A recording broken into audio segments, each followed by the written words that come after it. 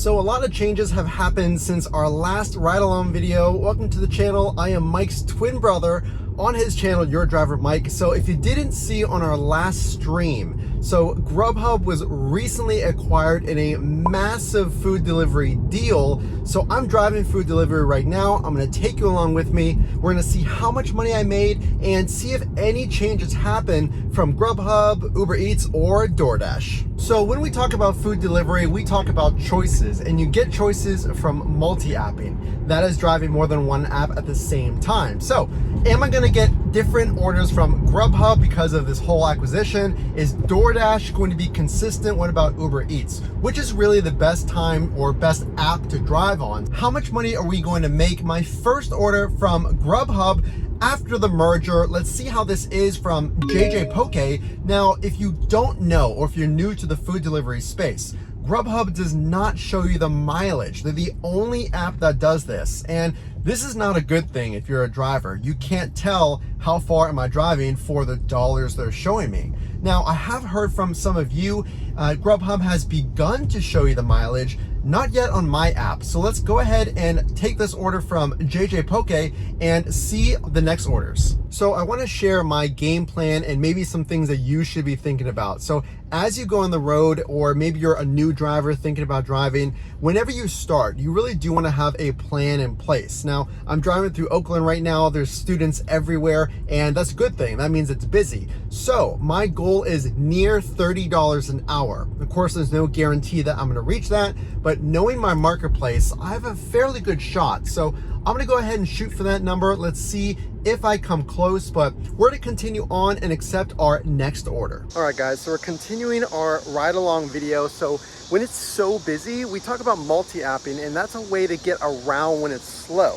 But if it's super busy, you actually don't need a multi-app. I'm on Grubhub, and I'm staying on Grubhub all afternoon. I'm getting all these add-on orders, which are those additional orders on top of your current orders. So I'm using my DoorDash bag because the Grubhub one is currently broken. I already ordered a new one. So I'm getting all Grubhub, and it's really working out. I just got another $9 order. So let's go ahead and pick that one up and continue this shift. All right, so there's so much to share with you. I just picked up that $9 order from Oriental Express.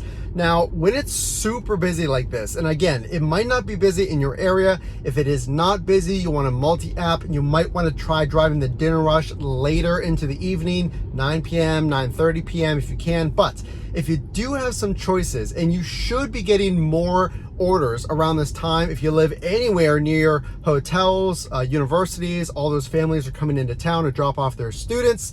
But you can choose where you end the ride, and this goes if you're busy or not. You want to look at where the trip ends you, and I chose this one. Could I have waited a little longer and got a $12 order, a $13 order? Maybe, but a $9 order is pretty solid. But most importantly, this ended me near all of the restaurants, and I know this because I know the marketplace of Pittsburgh, and you'll get accustomed to where those restaurants are as you drive. So feel comfortable just taking those orders initially, but as you become more and more familiar, you'll get to know where those restaurants are. So I chose this one because the ending location was phenomenal and the dollars were good. So what is it like driving food delivery? Well, I definitely didn't get a trash order. This order from Fuel and Funnel is $22, a massive order. Again, it's the dinner rush, and like I said, all the students are coming back. Now is the time to drive. You get these massive orders, and pay attention, I have not driven on DoorDash or Uber Eats. I'm solely on Grubhub. Imagine the choices I would have if I also drove on DoorDash or Uber Eats, but I don't need to because I'm making so much money on Grubhub with this $22 order. So let's go ahead and pick it up and get to that restaurant. So it is times like this that I think if you're thinking about food delivery, or you're thinking about maybe getting a part-time job or a side hustle, this is a side hustle for me. You can make so much money driving on Grubhub or DoorDash. I don't really see why people do anything other than this. I mean, truly, you can drive whenever you want, you can wear whatever you want, and you can choose whichever orders you want to pick up. So just my own personal thoughts there, my own personal opinions. Our channel, so my twin brother channel, Your Driver Mike, the one you're watching right now, it's really meant to help you maximize your time on the road if it is a part-time side hustle or a full-time hustle. So continue watching. Let's continue this shift. Stay with me to the very end. We're gonna go over the numbers. Let's keep it going. So again, I'm driving a lot of orders on Grubhub. So unlike DoorDash and Uber Eats, it does not show you the mileage. So what is your strategy when you can't see the mileage? Yes, you can look on the map and you can say, well, the customer to the restaurant, it looks like it's fairly close. But what about those ones that are in between? Well, this is a good example from rock bottom where I ended my previous trip.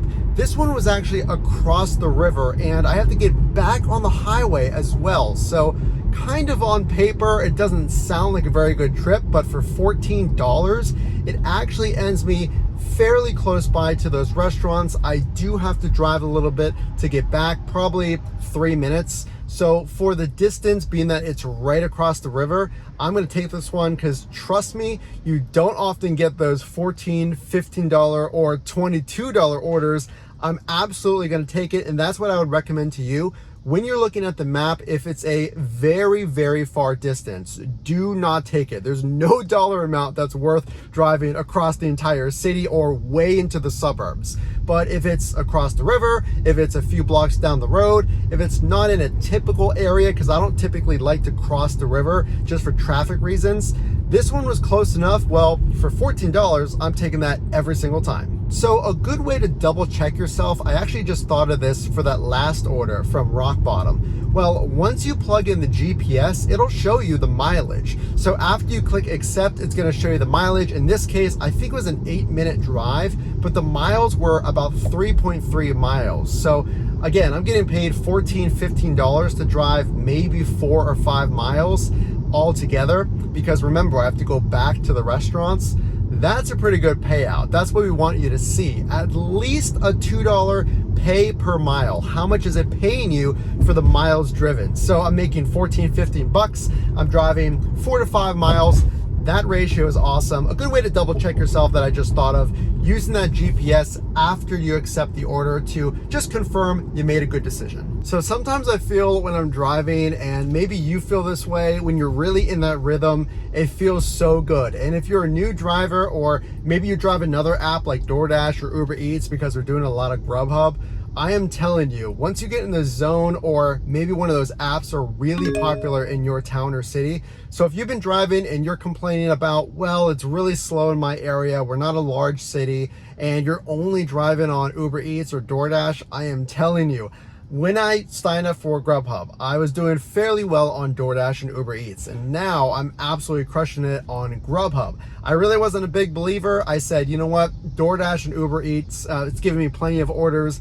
But then you give it a chance and you find that it is absolutely crushing it in your marketplace. So make sure to sign up on all of these apps if you can, because it's only going to give you more options, and that's only going to help you in the long run. So I think it's really important to give you guys some perspective on when I'm driving. So right now it's 7:45. I started around 6 p.m. and it's a Monday. So this is not some crazy Saturday shift or Sunday weekend shift. It's a Monday afternoon. So it is summertime again, and I haven't even been around universities the entire time. So just again, to give you some perspective, if you're watching this and you're saying, hey, I don't live by any universities, my town is actually, we have one college or university, and we don't have a lot of students moving into the area for classes. Well, that's okay. I just dropped off in a local suburb very, very close to the city. Again, I don't go outside the city if it's far away. This was 2 minutes outside the tunnel. I just wanted to share that with you to give you guys some perspective on where I'm driving and my strategy right now. So I just picked up a really good order from Rialto's. It's a pizza place super close by, a really solid order, but I want to address some concerns that you might have driving this whole strategy. So you might be accustomed to making a certain amount of money or a certain amount of tips. And my twin brother and I had a live stream recently where we talked about students' tips, because it's back to school time, it's end of August, and I personally have not seen any lower tips from students. So If that is a concern of yours, do they tip as well? Should I expect as much money? You might rely on those tips. I know I do. A lot of the times they're a third of what I make. So in my experience, you should be okay. I want to know what you think in the comment section. So put below, this summertime strategy is now the back to school strategy. And how do you fare with tips with students? So it's getting a little dark. Let's go back to the home office. I'm going to give my overall thoughts on this Grubhub massive shift. It's really good, but some things I could have done differently, some things you might want to avoid. So let's go ahead and break down those numbers. So we are back here at the home office. We're going to go over all of the numbers. Truly one of the largest and most successful shifts that I've had in a long time. So again, if you're watching and you're considering driving, we're going to get right into the numbers, but now is the time to sign up and get on the road. Take advantage of this back to school time if you can. Let's go over the numbers. So on this shift, I drove from 6 p.m. to 8:15 p.m. I made a total gross revenue of $96.33. Wow. That comes to a gross per hour earnings of $48.16 per hour.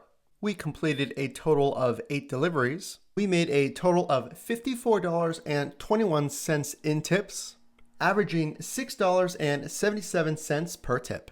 I drove a total of 18 miles for a total pay of $5.35 pay per mile. Based on those mileage, that gives us a tax deduction of $10.08. $48 an hour. This is absolutely amazing. The largest dollar per hour I've made in a long time. I can't wait to get back on the road. Share your thoughts. Have you seen an increase? And remember, this is all on Grubhub. So does this have anything to do with this acquisition we've seen recently? Is Grubhub starting to take more market share? Well, share your thoughts in the comment section below. Again, my name is Matt on my twin brother's channel, Your Driver Mike. If you do like this content, make sure to drop a like so we know that you enjoyed it, and subscribe to see more videos that are meant to help you maximize your time on the road. As always, make sure to click the screen here for a video recommended to you from YouTube. And again, we will see you in the next one.